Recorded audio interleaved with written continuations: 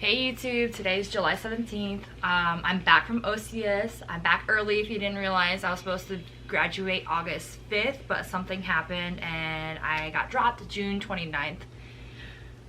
But long story short, the third week, right before our first hike with the huge, they call it the main packs, but it's like it's a ruck hike. And the main packs can be anywhere from like 60 to 70 pounds. I had the tent, so I would say it's like 65, 70 pounds. And right before the hike, I was putting the main pack on, and there's a certain way to do it. And I had the M16A4 service rifle on the Victor sling around my neck, and I was told by the sergeant instructor to pick it up. And like, it was awkward because I've never picked it up with the weapon around my neck before, so I kind of like stepped wrong when I went to go pick it up and pull it above my head. And I felt the pull in my leg, but I thought I just pulled a muscle. So I was like, all right, you know what, this is gonna hurt, but I'm just gonna stick it out, you know, for as long as I can. And I stuck it out for 2 weeks. And within 2 weeks, I did like multiple, the combat fitness training, the CFTs. I did the final PFT, got the highest score I've ever gotten. I ran a 3-mile in 23:35. And that's while like limping the whole time while running. Like I had a limp.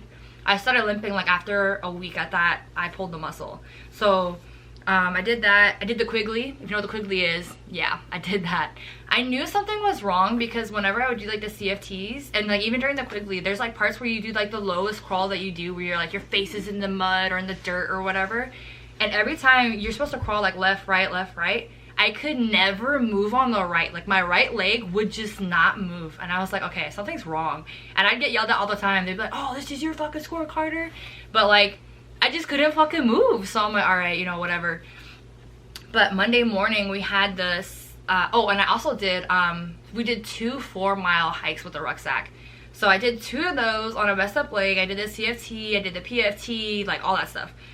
And the Monday when I went to medical, I went because when I woke up in the morning and got out of the rack, the pain was all the way, it went from all the way to my thigh, like my leg, all the way down to my knee. It was like shooting pains. I was like, okay, it's just getting worse. I was like, it's definitely not a muscle pull. I need to go get it looked at. Went to get it looked at. They did an x-ray, and then they just put me on bed rest, or SIQ is what they called it. And then I got woken up at like 10 p.m. and they said we're an hour late. I had an MRI, and he was like, nobody told you? I was like, no. I was like, I don't have an MRI. They didn't tell me, and it wasn't written on my medical chit, which is just like your paperwork for like when they release you or whatever. They tell you like, oh, if you have a follow-up or, you know, whatever. But nobody told me, so I'm like, okay. And then he said, you know, get dressed, bring a backpack, blah, blah, blah, whatever. So we get to the hospital. It's like maybe like a 40-minute drive. We get there. And the guy that dropped me off, he goes, oh, they didn't tell you you had your MRI, or they told you had it tomorrow? I was like, they didn't tell me at all. Like, I didn't even know I had an MRI. I thought I was just doing the x-ray, which we already did, but whatever. So I did the MRI. Then the next day I came in. They said the results weren't back yet, so they still put me on bed rest. And then that following day, they gave me the results, and it's a stress reaction / stress fracture on my femur. And they said it's a good thing that I came in when I did, because those kinds of injuries, you can snap your femur in half and your leg will literally collapse on you. Like, I didn't even know it was that bad. And I'm not gonna lie, when she told me, I kind of like, I shed like 2 tears, and I told her, is there any way that I can stay in training, because it took a lot for me to get here. And she said, I'm sorry, but you know, you can't run for 6 weeks, you can't lift anything for 6 weeks, you're gonna have to be on crutches for the first like 3 to 4 weeks. And I asked her if I could talk to the colonel, and she said yes, but he's not gonna want to see your femur snapped in half, so you're, you know, most likely just not gonna be able to continue training. And I literally, it was in that moment I told myself, okay, you know what, you just have to accept things for the way that the way that it is, because you already know you cannot continue on like this. You already know how bad the pain is, and you know if you go any further, you're gonna just damage it even more, and it could like end up being career ending. So I just accepted the fact that I was going home. I was like, all right, you know, it is what it is. Everything happens for a reason. It just wasn't my time. And then Thursday, they booked me a flight, and I went home. And so now I'm home, and I wanted to give you guys like tips on OCS. I will say, do not go in there clueless. Make sure you learn like the regular enlisted ranks, and make sure you learn the officer ranks, because I got blasted from the moment I stepped off the bus onto Brownfield because I simply did not know the ranks, which is stupid on my end because I could have just studied it, but I wasn't thinking. And also, do not look them in the eyes. Unless they say eyeballs, do not look them in the eye because you will get yelled at for that too. Because they see that as you, if you look them in the eye, they think that you think of them as equal and you're not, right? You're like below them, right? So don't look at them in the eye. I personally just look straight ahead, like anywhere, like I don't look at them at all. I get blasted. I got blasted for that a couple times too. I asked my mom because she, you know, she's in the military and she said she would just look at their ear. I don't know. Some people tell me to look at their forehead or they look at the nose. I just don't look at the face at all because I don't want them to say, oh, why are you looking at me, you know, with your ugly or your disgusting eyeballs is what they say. So I just don't even bother. My first reaction is like that first day I was literally like, what the hell did I get myself into? And it's because like that whole, it's like the whole transformation from like civilian to military. If you know nothing like me, you're literally gonna be like, what the hell? Because you're gonna get blasted like crazy simply because you don't know simple stuff like the things I just told you. But at OCS, I will say in another video I'll do like what to bring and what not to bring. I filmed like a packing video, like partially, and guess what, like half of that stuff they issue you that while you're there, so like that's just extra stuff you don't need, so that was stupid. And then I have like tips and like recommendations on like things to bring, what not to bring, because you're gonna get issued it anyways. But yeah, I'll do that like in another video. But so for OCS, if you have any questions, like put it in the comment and I'll try to answer it as best as I can based on like my experience. I did 5 weeks out of the 10 weeks before I had to get dropped, so I was literally halfway through and I have to restart when I go back in the summer, but that's okay because like I said, you know, everything happens for a reason. It just wasn't my time, so it is what it is. But so at OCS you get graded on your leadership, your academics, and your physical, like your fitness. And I will say, like, for the leadership, you'll do these events called LRCs, which is a leadership reaction course. It's very fun, like, to me, because it reminds me of like a video game. Like you're in like a simulation kind of. So you're in your full battle rattle gear. You got the Kevlar, you got the eyeglasses, the gloves, then you got the LBV with the canteens and the magazines, and then you got your service rifle. Well, you can't call it that. You have to call it a weapon. But you have your weapon around you. You have the full gear, and you're in your camis and your boots. But when it's your turn, you're in a fire squad, so it's you and 3 other people, and you're the fire team leader. And you'll get briefed, a 2-minute brief on like what the scenario is, and then you have to brief your team and you get 10 minutes to execute the obstacle, like whatever it is. And basically, a lot of times I will say I've never been a part of a team that has passed like the obstacle, like gotten through it and finished like the mission. But that's also because it's not the point of the whole like LRC. The LRC is all about seeing how well you lead your team, how well you describe the situation, how well you execute. Like it's graded on that. So you're graded on how well you can lead your team to execute the mission. Whether you execute it or not, it doesn't matter. It's just graded on how well you are as a leader. So keep that in mind. It's not about passing the mission. It's about explaining it, briefing your team, coming up with a plan, giving them jobs and tasks, and then executing it. That's all it's about.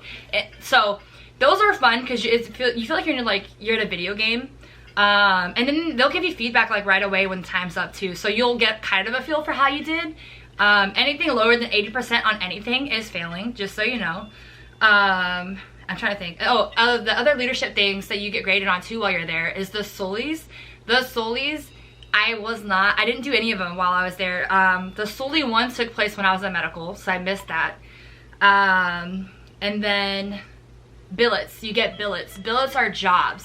So I think it's after the 3rd week, you're given billets. And you're in that billet for 3 days, and you get like the insignia on your collar, or they call it a collar? I think so. You get the insignia like right here, and it's basically we're not called recruits. We're also called candidates. I almost called us recruits. We're called candidates. I learned that too. In the previous video, I said recruits, but we're not recruits. We're candidates. But the candidates basically take over boot camp. So they're doing they're leading, they're taking over what the sergeant instructor's jobs are. And then we're being evaluated because they want to see how well we can lead a group of, you know, say you're the people in your platoon and your company is only like 30 people. Well, if you're like the candidate sergeant instructor, they want to see how well you can lead a group of like 35 people. And then if you're like the candidate first sergeant or candidate master sergeant or gunnery sergeant, like if you're that high up, that's how well you can lead like all the companies, whatever, if it's like, or the platoons, if it's like 5 platoons. It's all about that. That's what you're graded on. And then you do get like multiple billets, so you have like multiple opportunities to like get a good score. I know when I did the candidate billet, I was the candidate platoon commander and I got a 75%, which is not passing because you need at least an 80%. And I will say, like, the main reason why I did not pass is because of the lack of courage, the lack of speaking up. I get really nervous when, like, I have to talk to someone higher up or gotta talk to, like in front of everybody in a group of people. Like, I get nervous and talk really fast, or, like, I don't really say anything at all. So that kind of, like, ate at my score. And then also, it was giving, like, false reports. So when you are at OCS, if you are in a billet and it requires knowing where people are, write that down 24/7. If it updates, change it, mark it down, whatever. If you have any questions, go talk to the platoon commander because she always knows like the on hand and on deck. Go talk to her because the first like week, it's easy to keep up with that stuff and you don't really need to unless you're doing fire watch, right? But then like after that, when you're in a billet, you have to know who's in medical, who's at the ATC, who's at physical therapy, who's SIQ. You know, you have to know who's isolation. You have to know all that stuff. And it's hard to keep track because people like will go to medical and you'll know that in the morning before you leave for PC. You'll like, report, oh, okay, so this person, this candidate, and this candidate's in medical. But then they don't notify you when they come back. But then when you have to report again, if you give a false report and say they're still in medical, then they'll let you know that you lied to them, gave them a false report, and they're just all about accountability. So just make sure you always know where everybody is at, like who you're in charge of. If you're in charge of the whole platoon, you have to know where they're at 24/7. If you're the fire team leader, make sure you know who in your fire team is present, who is not, and where they're at 24/7. That's just one thing that kind of tripped me up too. Oh, I will say, like, if you're gonna physically prepare for OCS, my advice would be calisthenics or CrossFit, because a lot of the stuff you do is all body weight. And then it's also a lot of running, so make sure you have a lot of stamina. You can run long distance, because I mean I would literally run up to like 5 miles prior to going to OCS just to help yourself out a lot. Also run with a weighted vest or weighted something, a weighted ruck if you have one, because that'll help you as well. Academics, it's hard because like there's like times where you have a whole day of just classes, or like a day where you have a couple classes and you're exhausted, you only got like 3 hours of sleep, you're running on like very low energy, and like you'll be falling asleep, and then they expect you get tested like every week on all that information that you learned on all those chapters. I will say there's not really a way to prepare for it, because it's like a lot of it's like marine history, and it'll be stuff like field hygiene, and then it'll be things like navigation, like land navigation. Just pay attention, and then if you can't pay attention in class or retain information, study during lights out. The tests are multiple choice. They're all multiple choice. I just lost my train of thought because I'm like, okay, well, did I say everything I wanted to say? And I'm like, I don't really remember. Let me just say this.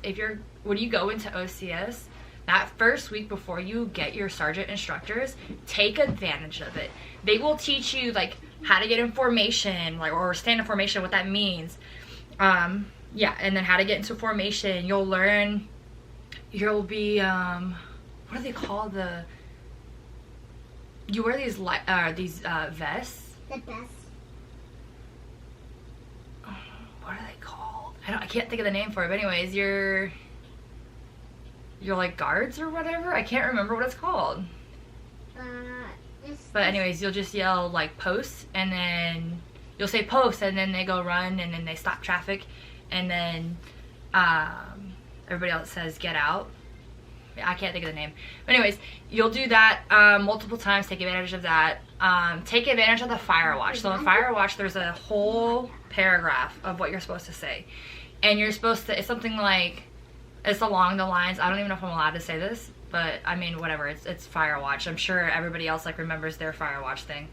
But you just say, the proper greeting of the day. So if it's like a captain, say good morning ma'am or sir. If it's a male or female, say good morning ma'am, Candidate Carter, Fire Watch for Alpha Company, 1st Platoon, reports area all secure. The count on deck is 50 Marine officer candidates. The count on hand is 50 Marine officer candidates. There are 50 M16A4 service rifles, single locked and secured in the armory, or something like that, I forgot. And then you say, there's nothing unusual to report at this time. Good morning, ma'am, or whatever it is. And you wait for them to say carry on, and then you say, carry on, I am ma'am, good morning, ma'am. But yeah, take advantage of that. Literally, and then when you go, like, you have to clean like every day, multiple times a day. Take advantage of that as well as a volunteer for all these things, because your squad is also evaluating you. They will give you, there's going to be like 3 different squads depending on how many people you have, and there's going to be like 11 to 10 people per squad, and they will do squad peer evaluations. So if you want them to be positive, well, they have to do negatives. You always have to write 3 negatives and 3 positives. But if you want the positives to outweigh the negatives, make sure you're always the type of person to volunteer. Make sure you're always the one helping out.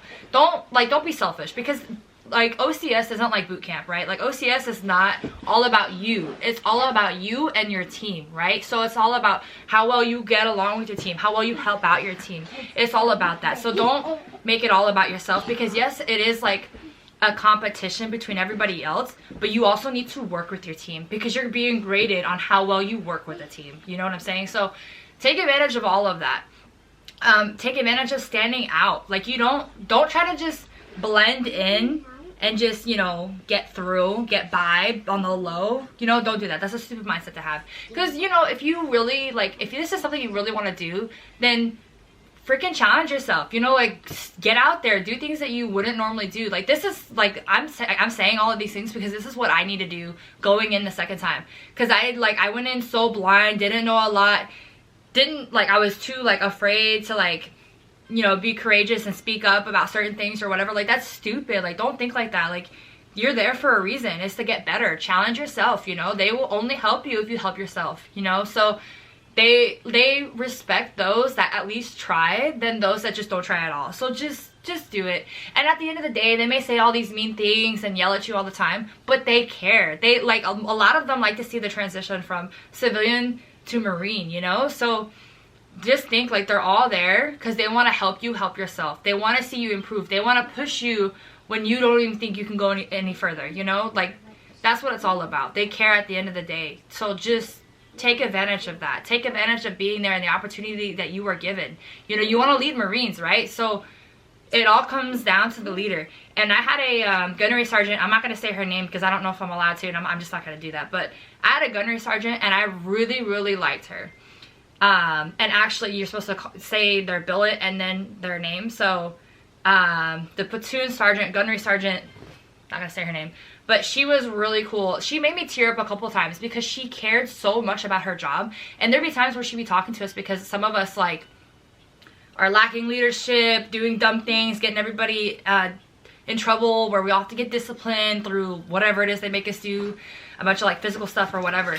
Like, when she would talk to us, she would literally explain why a lot of the Marines get killed. It's because of the leaders. And, like, when she talks, you can feel the passion behind her words and in everything that she says. So that stuff just made me, like, tear up, because you see someone who's been in it for over a decade, really passionate about what she does, then you're gonna feel like, okay, you know what, like, this is a really good leader. Like, I need to listen, pay attention, do what she says, you know, so I can learn myself too, you know, because, like, yeah, it's good. They're there for a reason. They want to help you. They want to see you succeed. That's what it's all about. Also, if you're like me and you have dyed hair, because I had to dye my hair before, in the previous video you saw I was like half black, half platinum. Well, I dyed it fully black before I left. If you look now, like this, it looks like my hair is literally half brown, half black. Like, look at this. Because this side just faded. And it was crazy because at OCS, this side, when it was fading, it kind of looked purple in the sunlight. I got blasted for that. They said my hair was out of regs, and I'm like, oh, it's not purple. But it looked purple because the way the sun hit it, and then you got the black fading out. So yeah, just be mindful of that too. You might get in trouble for that if you're like me and your hair's dyed all the time. And knowing your like pre-shipment paperwork, it'll say within 24 hours you're gonna be able to contact somebody from home. No, you will not. To let them know that you're safe. No, you will not. I was asking about that and I got told this isn't boot camp. I was like, oh, all right, well, F me then, because this was literally my pre-ship, you know, documents, whatever. I was more upset because, like, don't promise us something and not fulfill it, you know? So I'm like, ah, whatever. It is what it is. I just lost hope. And I think it was the third week. The third or the fourth week. It was the third week. On the third weekend, they let us phone call home for, I believe it was 15 minutes. So they, like, it kind of, like, made up for it. So that was pretty cool. So now I know what to expect next time. Don't expect that phone call. Expect to wait, like, 3 weeks if, you know, they're nice enough to give it to you. And the same with, like, writing letters. Like, you can write letters, but you are not able, they're not able to collect them, I think, until, like, the second week or third week. I think it's, like, the second week, after the second full week of being there. Yeah. I think it's when they start all that.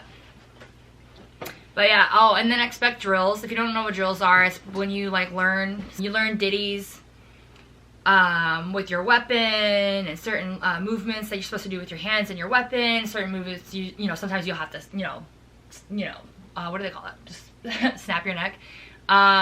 Certain things with your feet. I sucked. I got a chit for it, and I expected it because I suck so bad at drill. I could not get the flanks for the life of me. I freaking sucked. Yeah, it was really bad. It took me like a full week and a half of being blasted every day before I learned how to do it. And then it was only because 2 candidates helped me at night during lights out. That's literally how I learned how to do it. Yeah, I sucked at that. So practice that too a lot if you suck like I did. But once I got the chit, I learned everything, so everything was good, so I never got written up for it again. I also got a chit. Chit's like a warning or like a write-up on paper, basically saying that, like, they talked to you about such and such, whatever it was. But I also got a chit for my hair. If you have straight hair like me and very thin, that military brush thing does not work well on my hair. I was watching like a bunch of videos, and some girl, it looks like her hair is just like mine. She used like a fine tooth comb that has, like, I call it like a rat tail on the end, you know, the one that helps like divide like your hair perfectly. Yeah, she used that and just brushed the gel into it. So I'm gonna try that this time and see how it goes.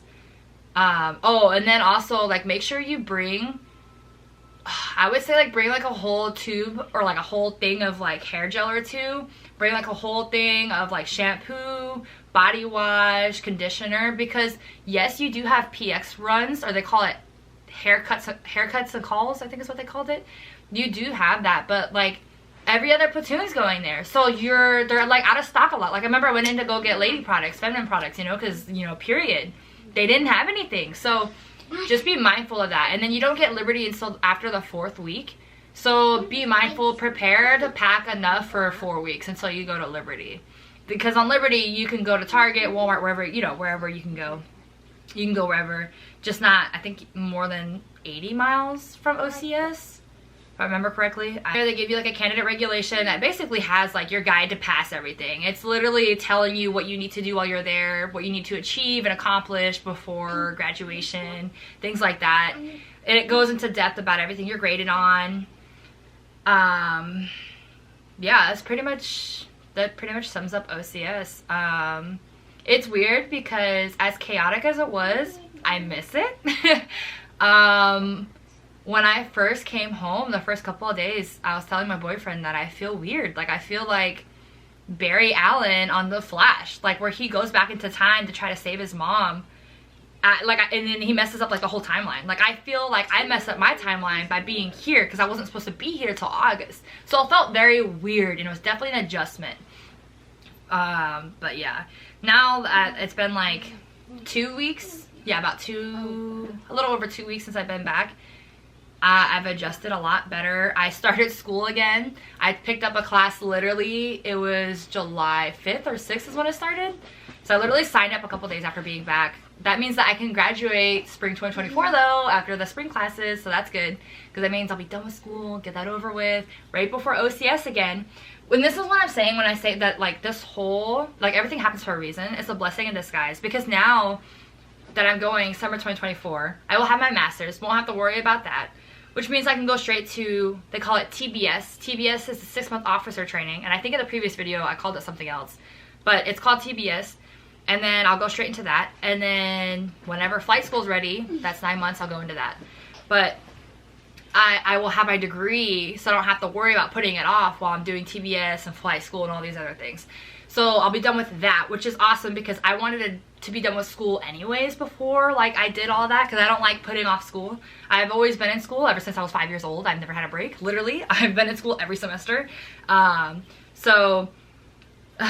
That's the first blessing. The second blessing is that both of the girls, both my daughters, will be able to be with me at graduation, which is a really good thing, because my mom and my boyfriend and my best friend Nina, they all said that they would help me out, so I don't have to worry about giving them to their dad, so they'll be with them, and then they're all going to see me graduate, you know, so it'll be awesome. I get to have them with me, which is one thing I really wanted, because, you know, like, you don't see them for that long. Yes, you can FaceTime them, but it's just not the same. So, like, seeing them and having them there, oh, I'm definitely going to cry like a baby. I'm going to sob.